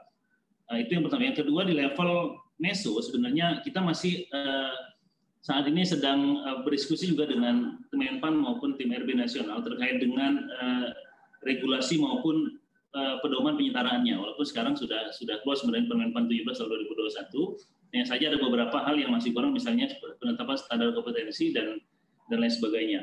Nah, yang paling banyak adalah permasalahan di level mikro, level-level implementasi. Kalau kita lihat tadi yang disampaikan Bu Bupati tadi sebenarnya ketersediaan Japung misalnya. Dari totali yang ada, itu saat ini ada 355 jabatan fungsional yang ada di Indonesia. Itu dari usul yang sudah sampai ke kami, itu setidaknya ada usul 301 jenis japung baru yang dibutuhkan oleh Pemda. Yang pastinya di tempat Bapak Ibu semua. Khusus untuk PTSP, saat ini sudah diusulkan ada jabatan fungsional penata perizinan dan penanaman modal. Saya kira ini sudah clear cut untuk PTSP. Mungkin ke depan akan berkembang japung-japung baru, terutama untuk di sekretariat. Bagaimana mengimplementasikannya dalam jangka waktu yang sangat dekat ini, itu lakukan biasanya dialihkan dulu ke dalam jabatan fungsional analis kebijakan, terus kemudian ketika jabatan fungsional penata perizinan dan penanaman modal nanti terbit, maka secara otomatis dialihkan ke jabatan penata perizinan dan penata penanaman modal, sehingga organisasinya bisa jalan sesuai dengan arahan PP 6 tahun 2021. Permasalahan berikutnya itu tadi disampaikan Pak Dirjen juga terkait dengan compatibility. Bahwasannya apakah ada jaminan bahwasannya semua pekerjaan yang dikerjakan oleh semua pegawai saat ini yang dalam lingkup struktural itu bisa dibagi habis ke dalam jabatan fungsional 2 ini, yaitu jabatan fungsional penata perizinan maupun penanaman modal. Nah, mungkin nanti perlu perluasan fungsi Pak Dirjen terkait dengan kita harus memastikan semua fungsi yang ada di masing-masing bidang selama ini sudah terbagi habis ke dalam 2 jabatan fungsional ini. Yang ketiga, biasanya disparitas tunjangan. Karena terkait dengan tunjangan ini biasanya sangat sensitif. Karena ketika di beberapa tempat ada yang ketika dialihkan ke dalam jabatan fungsional, ternyata jabatan fungsional yang ada selain di tempat dia itu jabatan fungsionalnya lebih tinggi ketimbang yang beralih penyetaraan. Dan juga sebaliknya, ada juga yang ketika dialihkan ke jabatan fungsional, jumlah tunjangannya itu bisa lebih rendah ketimbang jabatan fungsional kebanyakan. Nah, ini butuh penyesuaian karena seluruh sebagaimana arahan Bapak Presiden, tidak ada perubahan, tidak ada pengurangan penghasilan sebagaimana akibat dari penyetaraan jabatan tersebut. Jadi bahkan untuk PTSP sendiri sudah dikasih clue dapat diberikan tunjangan yang lebih daripada yang lain. Itu juga sudah disebut di 138. Kemudian masalah-masalah lainnya seperti naik pangkat, terus kemudian penghitungan angka kredit itu juga akan mendapatkan benefit sepenuhnya terkait dengan kebijakan penyetaraan. Jadi begini Bapak Ibu, ketika pejabat yang beralih ke jabatan fungsional sebagai arahan dari penyetaraan jabatan, maka akan menerima seluruh benefit yang diberikan, yang disematkan kepada penyetaraan jabatan. Antara lain misalnya tidak diperlukan dulu formasi, tidak diperlukan uji kompetensi, tidak diperlukan diklat dan sebagainya, sehingga otomatis ketika dia beralih dari eselon 3 maka dia akan dapat madya. jabatan ahli madya. Ketika dia dari eselon 4, maka dia akan menjadi jabatan ahli muda. Sehingga tidak menutup kemungkinan nanti dalam satu kelompok jabatan fungsional yang ada, misalnya jabatan kelompok perizinan, maka akan ada 3 atau 4 jabatan fungsional ahli madya yang ada di sana. Begitu juga dengan jabatan fungsional ahli madya yang ada di kelompok penanaman modal, bisa jadi 3 atau 4, jadi tidak harus 1. Kemudian mekanisme kerja ini yang mungkin menjadi tolak ukur keberhasilan dari proses penyederhanaan birokrasi. Jadi kalau kita sudah berubah mekanisme kerjanya, maka otomatis disitulah membuktikan bahwasannya penyederhanaan birokrasi bisa berhasil. Dan ini mungkin nanti akan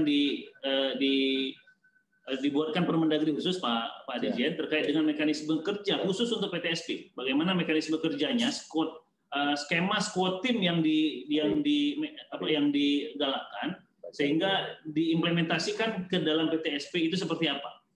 Nah, kalau di level yang lain, selain PTSP, kita membuat Permenpan bekerja diskusi dengan Permenpan terkait dengan mekanisme kerja ini juga. Tapi sifatnya lebih umum karena untuk semua OPD. Tapi khusus untuk PTSP mungkin nanti perlu dibuatkan yang lebih spesifik, Pak Dirjen. Mungkin itu menjadi catatan kita. Permasalahan yang lain itu terkait dengan potensi koordinator dan subkoordinator, Pak Dirjen. Koordinator dan subkoordinator ini menjadi stigma bahwasannya ini hanya berubah nama saja. Oleh karena itu kami menyarankan apabila memang tidak betul-betul diperlukan, maka tidak perlu dibentuk yang namanya koordinator maupun subkoordinator. Kenapa? Karena itu akan kembali merubah atau menggiring kepada mekanisme kerja struktural kembali. Sehingga kami apabila memang tidak diperlukan, maka secara internal cukup dibentuk kelompok saja sehingga betul-betul mekanisme squad team bisa berjalan. Dan terkait dengan pertanyaan Bu Tatu tadi juga, ketika semua jabatan fungsional jabatan struktural beralih kepada fungsional, maka akan ada ribuan bahkan ratusan ribu pejabat fungsional yang muncul. Saat ini instansi pembina, saya yakin dan percaya, khususnya analis kebijakan itu tidak tahu persis berapa jumlah analis kebijakan saat ini yang ada. Untuk itu terjadilah yang namanya tsunami Japung. Nah, saat ini sedang disiapkan bagaimana menghalau tsunami Japung ini. Infrastruktur instansi pembina juga harus disiapkan. Jadi seperti Pak Dirjen, kita sudah harus menyiapkan infrastruktur untuk mengelola instansi sebagai instansi pembina, penata perizinan ini, baik mekanisme kerjanya, bagaimana penghitungan kreditnya, sehingga dia tidak menjadi delay nanti ketika orang mau naik pangkat, ketika orang mau naik jabatan. Mungkin kira-kira itu Pak Dirjen yang bisa kami sampaikan. Terima kasih Pak Sarman. Baik. Sementara saya kembalikan ke Pak Sarman. Baik, terima kasih Pak Dirjen ya dengan para direktur yang sudah menjelaskan secara luar biasa, dan masih ada 2 lagi penanya, tapi ada pertanyaan yang harus saya bacakan Pak Dirjen dan Pak Direktur secara lisan. Ya, yang pertama dari Aceh. Yang dari Aceh menanyakan seperti ini, apakah dalam rangka pelaksanaan perizinan di PTSP, kepala daerah tetap harus mendelegasikan kewenangan melalui perkada? Nah, itu pertama. Yang kedua, bagaimana jika setelah penerapan Undang-Undang Nomor 11 Tahun 2020 tentang Cipta Kerja, ternyata masih ada kepala daerah yang belum mendelegasikan pemrosesan izin di PTSP? Apakah ada sanksi tegas yang diberikan oleh Kemendagri? Kemudian, penanaman modal adalah salah satu urusan pemerintahan, sementara perizinan merupakan salah satu fungsi penanaman modal, sebagaimana disebut di Permendagri 100/2016. Mohon pencerahan terkait hal ini, mengingat jika disandingkan antara penanaman modal sebagai salah satu urusan pemerintahan dengan perizinan, maka tidak ada apple to apple. Nah, ini Pak Sarman, ya. Tolong diulangi yang sedikit tadi, pemerintah adalah yang nomor 2 tadi. Yang nomor 2 ya. Bagaimana jika setelah penerapan Undang-Undang 11 2020 tentang Cipta Kerja ternyata masih ada kepala daerah yang belum mendelegasikan pemrosesan izin di PTSP. Apakah ada sanksi tegas yang diberikan oleh Kemendagri? Nah, itu Pak Dirjen. Kemudian penanaman modal adalah salah satu urusan pemerintahan, sementara perizinan merupakan salah satu fungsi penanaman modal, sebagaimana disebut di Permendagri nomor 100 tahun 2016. Mohon pencerahan terkait hal ini, mengingat jika disandingkan antara penanaman modal sebagai salah satu urusan pemerintahan dengan perizinan, maka tidak apple to apple. Apakah akan lebih sesuai jika disandingkan antara struktur dinas PTSP yang baru nanti berupa bidang penanaman modal dan bidang PTSP saja? Ya, itu dari Aceh. Kemudian dari Kabupaten Dairi, Pak Dirjen, terkait dengan penerapan PP nomor 5 dan 6 tahun 2021 pada tanggal 2 Juni 2021, bagaimana kapasitas dan legalitas produk dinas PTSP yang belum disesuaikan dengan regulasi di daerah berupa perda, perkada, dan stok ya. Stok. Kemudian dari Kabupaten Lembata, bagaimana dengan dukungan diklat bagi pejabat fungsional? Nah, ini dari secara lisan. Nah, kemudian ada yang langsung nih Pak Dirjen, Bapak Bupati Kerinci, silakan Pak Bupati. Bupati Kerinci.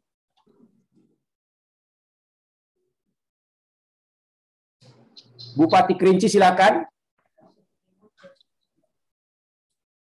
Ya, silakan Bapak. Masih di unmute Pak. Bapak masih di unmute Pak Bupati. Masih di mute tuh.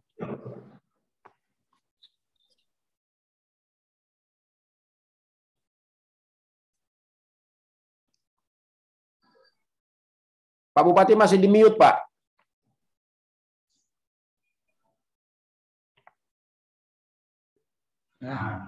Ya, silakan Pak Bupati. Assalamualaikum warahmatullahi wabarakatuh. Saya mewakili Pak Bupati, Pak, Kepala Dinas Penanaman Modal PTSP Kabupaten Kerinci. Yang terhormat Bapak Dirjen, yang kami hormati Bapak Sultan Rizka Tuanku Kerajaan, Bupati Dasmarraya selaku Ketua Apkasi, dan seluruh peserta Zoom meeting yang kami muliakan. Saya sedikit aja dalam rangka pertemuan ini. Hari ini apresiasi buat Bapak Sultan Rizka Tuanku Kerajaan yang telah membuat pertemuan ini dalam rangka revitalisasi PTSP. Nah, pada kesempatan ini kami ingin menghubungkan dengan adanya Kementerian Investasi, kenapa dalam pertemuan ini, dalam revitalisasi Dinas Penanaman PTSP itu tidak melibatkan Kementerian Investasi. Karena begini, Dinas Penanaman Modal dan PTSP itu ada penanaman modal, ada pelayanan terus satu pintunya. Maka kira-kira bentuk kolaborasi nantinya supaya nomenklatur dan tupoksi TPPTSP ini bisa mendekati sempurna. Tentu kira-kira bentuk kolaborasi dari dari Kementerian Investasi itu bagaimana? Mungkin itu saja. Terima kasih. Wassalamualaikum warahmatullahi wabarakatuh. Ya, terima kasih Pak Kadis. Dari Bapak Sekda Kuburaya, silakan Bapak Sekda Kuburaya. Ini yang terakhir nih. Terima kasih Pak. Assalamualaikum warahmatullahi wabarakatuh. Selamat siang, salam sejahtera kita semua. Yang terhormat Pak Ketum, Pak Sekretaris Apkasi, Ibu Bapak Bupati, Kepala SKPD, yang kami hormati, yang kami banggakan, Pak Dirjen beserta jajaran. Salam hormat dan permohonan maaf dari Bapak Bupati, pada saat yang bersamaan beliau ada agenda yang tidak bisa ditinggalkan bersama tim kesehatan. ada beberapa hal yang ingin kami sampaikan, kami tanyakan pada kesempatan ini. Pertama terkait dengan kelembagaan DPM-PTSP ini sendiri, Pak.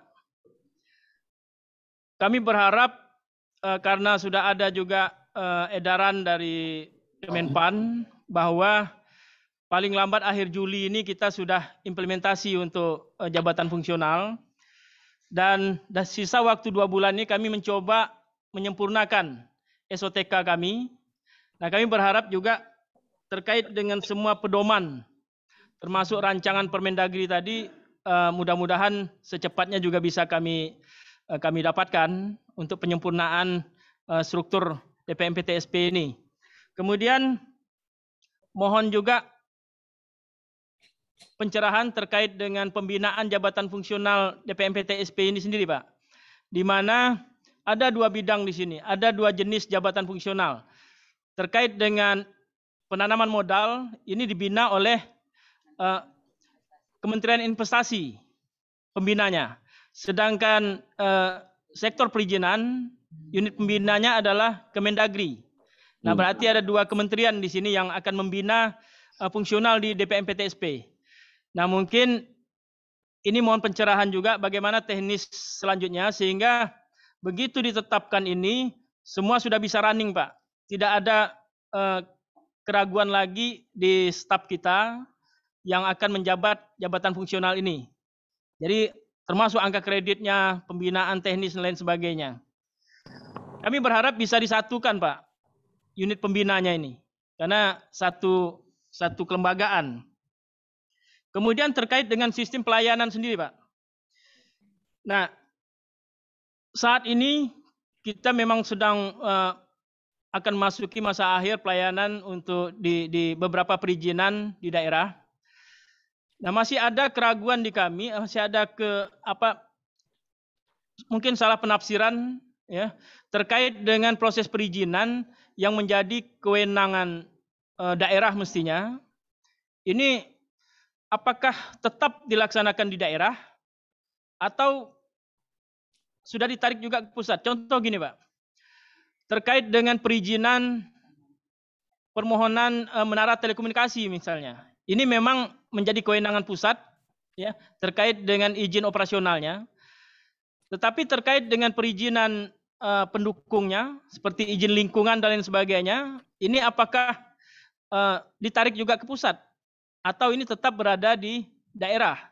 Nah, kalau ini ditarik ke pusat juga, kami khawatir bukannya penyederhanaan birokrasi yang kita dapat, justru akan membuat rentang prosesnya, karena di sana ada tim verifikasi yang harus verifikasi fisik dan lain sebagainya. Nah, ini justru akan memperpanjang, memperlambat proses. Kita khawatir seperti itu, Pak. Nah, selebihnya terkait dengan PAD, ini memang pasti terjadi berkurangnya PAD bagi daerah. Kami berharap ada sedikit keleluasaan terkait dengan pengelolaan keuangan daerah. Misal begini, Pak. Di bulan-bulan pertama tahun anggaran, biasanya terjadi pengendapan di kas daerah. Nah, mungkin di sana ada kelonggaran sedikit, misalnya kebijakan untuk memanfaatkan saldo kas daerah ini, barangkali bisa kita investasikan dalam bentuk deposito yang on call, setiap saat bisa kita tarik, ya. Atau kita bisa gunakan ini sebagai kolateral untuk kita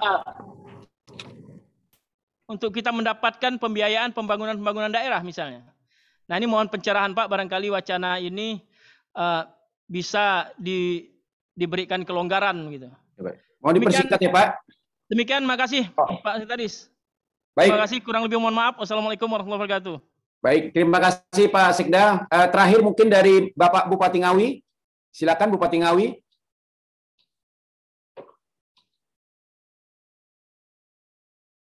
Silakan Pak Bupati. Ya.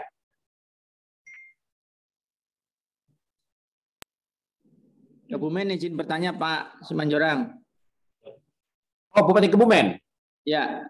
Ya, monggo Pak. Silakan Pak. Assalamualaikum warahmatullahi wabarakatuh. Waalaikumsalam. Selamat siang untuk para hadirin semua yang berbahagia. Alhamdulillah tadi sudah dibahas tentang alih fungsi, baik itu dosen yang lain. Kami untuk Kabupaten Kebumen mau menanyakan tentang sistemnya. Sistem yang di DPM PTSP untuk Kabupaten Kebumen itu ada dua. Yang pertama SIPERI, tentang sistem informasi perizinan. Kemudian ada SIMBG ini dari Kementerian PU yang isinya di dalam adalah ada IMB dan juga ada SLF.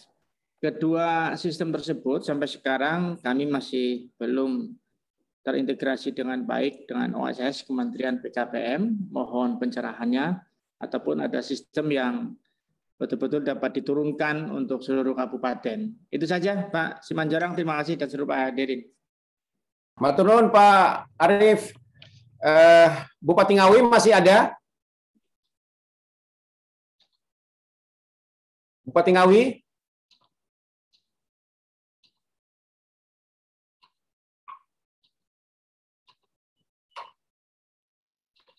Bapak Bupati Ngawi, silakan. Ya, silakan Pak.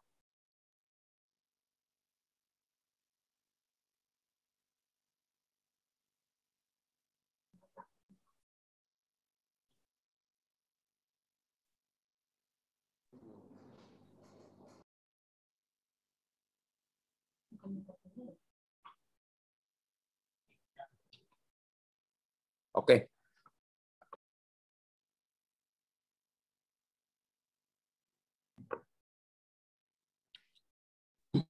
Oke, Pak Sarman. Ya. Berarti lagi itu nggak bisa suaranya ya? Ya. Sedikit saya mengambil waktu, bentar. Terima kasih para.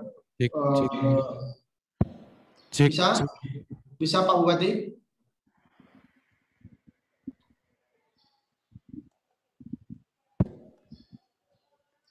Terima kasih.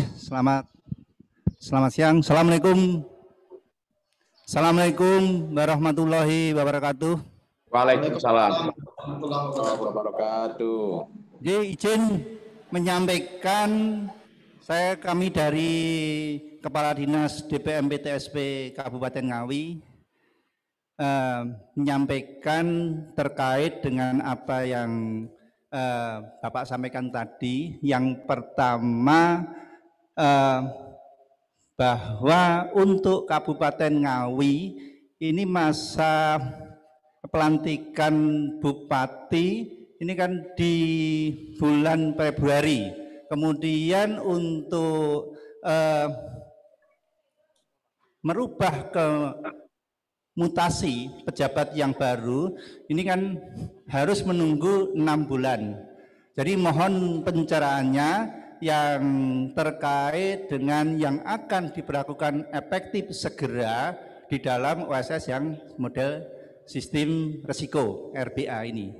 Terus kemudian yang kedua yang terkait dengan tadi disampaikan bahwa ada 2 kelompok fungsional, yang satu di bawah Kementerian Investasi, terus kemudian yang satu untuk perizinan di bawah Kementerian Depdagri. Yang jelas tadi disampaikan bahwa tidak akan ada penghasilan yang menurun. Namun bagaimana untuk untuk terkait dengan penilaian, pembinaan dan sebagainya, karena yang jelas dalam waktu yang singkat ini harus menjadi adanya pedoman-pedoman yang harus dilakukan. Terus kemudian yang ketiga yang terkait dengan tadi disampaikan bahwa terhitung tanggal 2 Juni 2021 ini sudah di dalam PP 5 dan juga di PP 6 disampaikan bahwa nantinya sudah akan launching ke OSS sistem RBA. Yang jelas sampai dengan saat ini tolong di kami yang ada di daerah adanya sosialisasi yang terkait dengan OSS sistem RBA dan juga adanya simulasi-simulasi apakah nanti setelah tanggal 2 Juni langsung dari OSS 1.1 terintegrasi langsung ke OSS RBH. Jadi mohon pencerahan dari Bapak yang terkait dengan adanya simulasi ini, karena kami yang ada di daerah, para pengusaha-pengusaha ini sudah menanyakan bagaimana simulasi-simulasi yang akan kita terapkan yang setelah tanggal 2 Juli. Demikian Pak, terima kasih. Assalamualaikum warahmatullahi wabarakatuh. Terima kasih Pak Kadis. Dari Pak Ketum tadi ada tambahan? Ya, terima kasih Pak Sarman, Pak Dirjen yang saya hormati.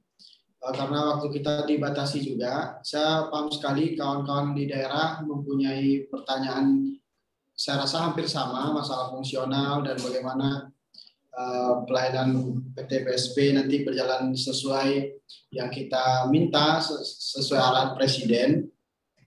Jadi dan juga ada pembinaan fungsional yang ada satu di Menteri Investasi atau di Menteri Dalam Negeri, dan juga kita minta intinya Pak Dirjen dari pertanyaan-pertanyaan para kawan-kawan bupati, termasuk juga nanti sumber daya manusianya yang harus kita tingkatkan di fungsional supaya bisa berjalan efektif, karena perampingan struktur akan mendapatkan karya hasil yang optimal.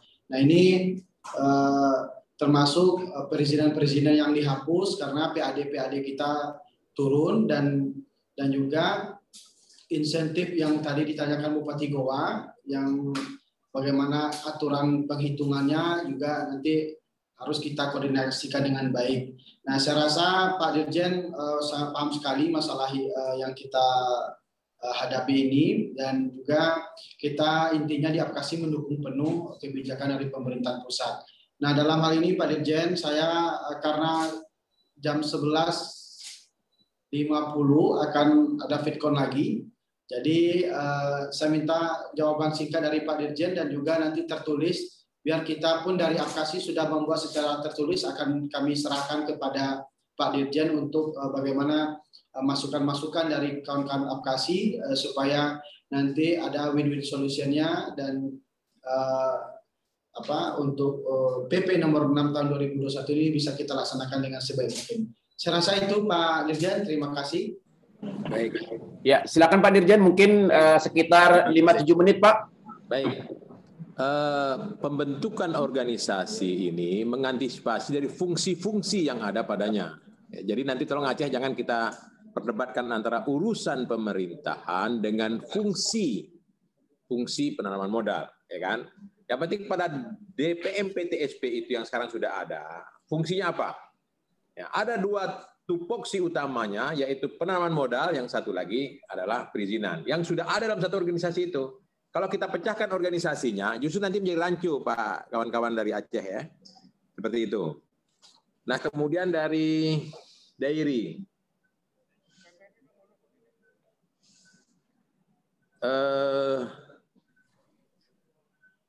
Nanti di dalam aturan peralihan Permendagri kita akan atur. Seandainya sampai dengan 2 Juni masih menggunakan organisasi yang lama, kita akan atur aturan peralihannya. Seperti itu. Jelas, diklat teknis fungsional akan kita lakukan. Tadi malam saya sudah bicara dengan 2 deputi di Kementerian Investasi. Ini kesepakatan kami bersama. Tadi pertanyaan dari Lembata seperti itu. Kemudian kami sudah berdiskusi secara kolaboratif dengan Kementerian Investasi dan Kementerian Pan-RB.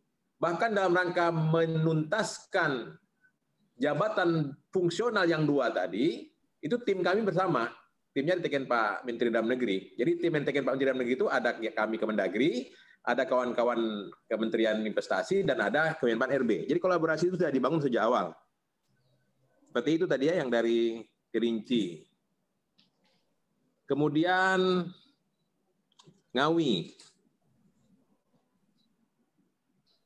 Sebelum Ngawi, Kebumen. Ya.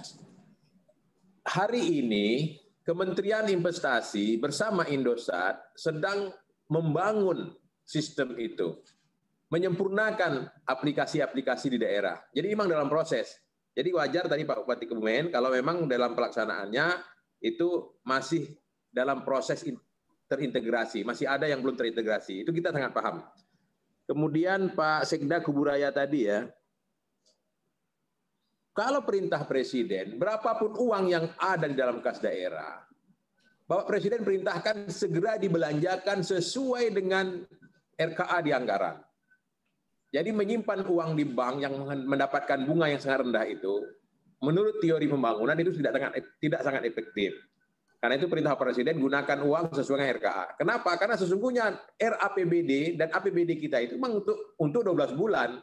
Persoalannya memang Januari Februari itu bukan tidak kita keluarkan. Harusnya kan Januari sudah kita keluarkan. Karena itulah tender-tender sudah harus dimulai di bulan Desember. Pada saat APBD sudah diketok palu. Ya kira seperti itu.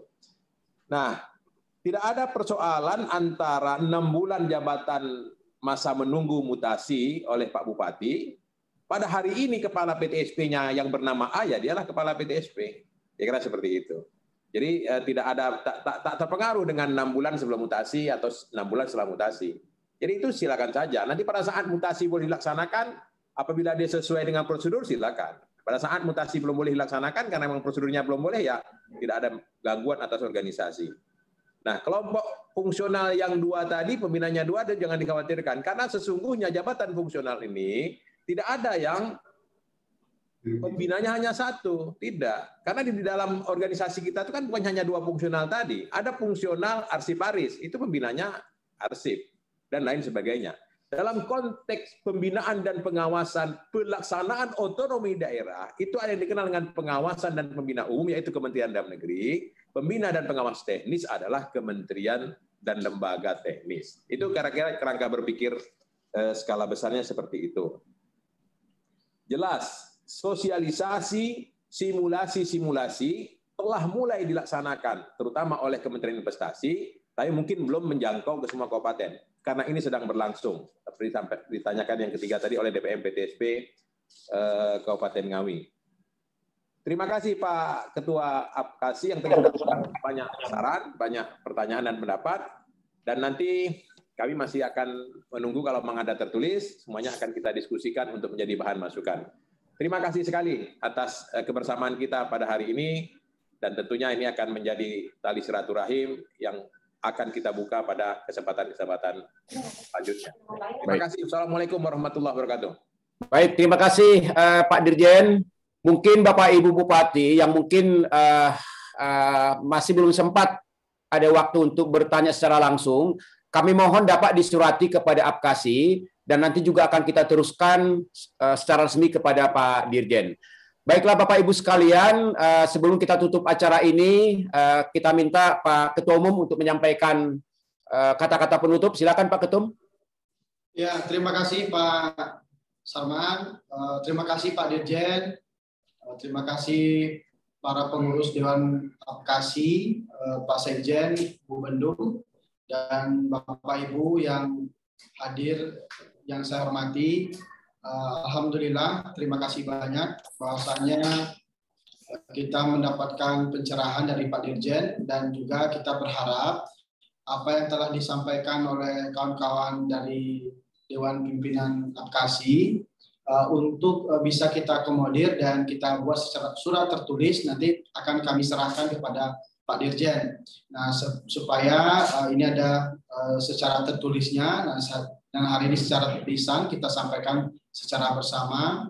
Semoga untuk penerapan PP nomor 6 tahun 2021 ini bisa kita laksanakan dengan sebaiknya. Saya rasa begitu Pak Sarman, dan saya ucapkan terima kasih banyak Pak Dirjen. Kita harus berkomunikasi aktif, dan kawan-kawan para kepala daerah ingin mendapatkan kejelasan yang secara optimal. Terima kasih atas waktu kita bersama. Mohon maaf yang sebesar-besarnya. Wabillahi taufiq wal hidayah. Assalamualaikum warahmatullahi wabarakatuh. Waalaikumsalam warahmatullahi Terima kasih wabarakatuh. Bapak Ketua Umum. Sebelum menutup acara ini, kami perlu kasih informasi bahwa APKASI kembali akan menggelar APKASI Otonomi Expo tahun 2021 yang akan dilaksanakan pada tanggal 7 sampai 9 Juli 2021 di Jakarta Convention Center, Senayan, Jakarta. Bagi para anggota APKASI Kabupaten seluruh Indonesia, kami mohon dapat mendukung dan berperan aktif dengan acara ini. Dan ini adalah ajang kita untuk memamerkan berbagai potensi komoditi dan potensi investasi di daerah masing-masing. Jadi kami sangat berharap supaya para kabupaten yang belum ikut dapat mendaftar segera. Baiklah Bapak Ibu sekalian, waktu jualah yang akan mengakhiri acara kita. Ibu sigap menanak nasi, padi tumbuh di tengah sawah. Kami tutup acara ini, kami ucapkan banyak terima kasih. Dan terima kasih Pak Dirjen, Pak Ketum, pengurus, Pak Sekjen, Bu Bendum, dan juga seluruh pengurus APKASI dan kepala dinas yang ikut. Dan mudah-mudahan apa yang menjadi materi kita pada hari ini bermanfaat bagi pelayanan kita di daerah. Dan mohon maaf kalau ada hal-hal yang kurang berkenan dalam memandu acara ini. Buahku ini pandan berduri, sudah dibelah baru dimakan. Pertemuan ini kita akhiri, kalau ada yang salah, mohon dimaafkan.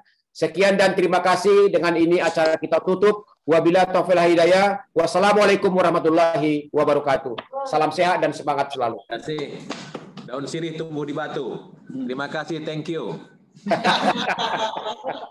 Terima kasih Pak Dirjen. Terima kasih. Terima kasih. Ya.